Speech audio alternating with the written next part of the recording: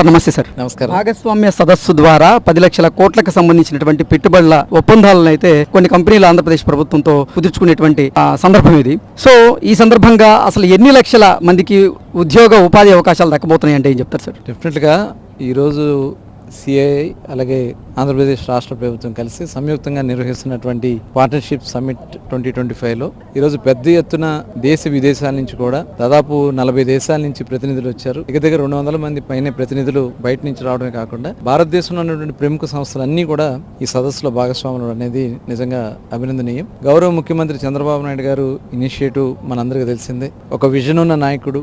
గతంలో కూడా 14-19లో కూడా మనం ఇక్కడ సమ్మిట్స్ కండక్ట్ చేసుకున్నాం. పెద్ద ఎత్తున ఇన్వెస్ట్మెంట్స్ వచ్చినాయి. తర్వాత వచ్చినటువంటి ప్రభుత్వం తీసుకున్నటువంటి కొన్ని నిర్ణయాలు వాళ్ళకి భయపడి రాష్ట్రం వదిలిపెట్టి చాలా పెట్టుబడులు వెళ్ళిపోయినాయి. తిరిగి మళ్ళీ రాష్ట్రం వైపు రావాలంటే భయపడుతున్నటువంటి పరిస్థితుల్లో మరి వచ్చినటువంటి నూతన ప్రభుత్వం గౌరవ ముఖ్యమంత్రి చంద్రబాబు నాయుడు గారు దాదాపు 25 పాలసీస్ కానీ అలాగే కొన్ని రిఫార్మ్స్ కానీ చట్టాల్లో ఉన్నటువంటి ఇబ్బందులన్నీ కూడా తొలగించడం వల్ల తిరిగి ఆంధ్రప్రదేశ్ రాష్ట్రంలో మేము ఇన్వెస్ట్మెంట్ చేస్తే మాకు రక్షణ ఉంటుంది అనే ఒక భరోసాతో ధైర్యంతో ఇవాళ చాలా సంస్థలు ముందుకు వస్తా ఉన్నాయి. ఇప్పటికే దాదాపు 10 లక్షల కోట్ల రూపాయల పెట్టుబడులతో ఆంధ్ర రాష్ట్రంలో డెవలప్మెంట్ చాలా శరవేగంతో వెళ్తా ఉంది. ఈ సమ్మిట్ లో కూడా దగ్గర ఒక 10 లక్షల కోట్ల నుంచి 15 లక్షల కోట్ల రూపాయల ఇన్వెస్ట్మెంట్స్ రాబోతా ఉన్నాయి. మరి నిన్న ఒక్కరోజు దగ్గర 3 లక్షల కోట్ల రూపాయలు నిన్న సమ్మిట్ స్టార్ట్ అవ్వకముందే స్టార్ట్ అవ్వడం, అలాగే నిన్న ఒక ఐటీ సంస్థకు కూడా గౌరవ లోకేష్ గారు ఇక్కడ శంకుస్థాపన చేయటం, ఇవన్నీ కూడా ఎందుకంటే రాష్ట్రంలో ఉన్నటువంటి వనరుల్ని ఇక్కడ ఉన్నటువంటి అవకాశాలని ప్రజలకి ఇక్కడ రేపు రాబోయే కాలం భవిష్యత్తు గురించి కానీ అహర్నిశలో కష్టపడుతూ ముఖ్యమంత్రి గారు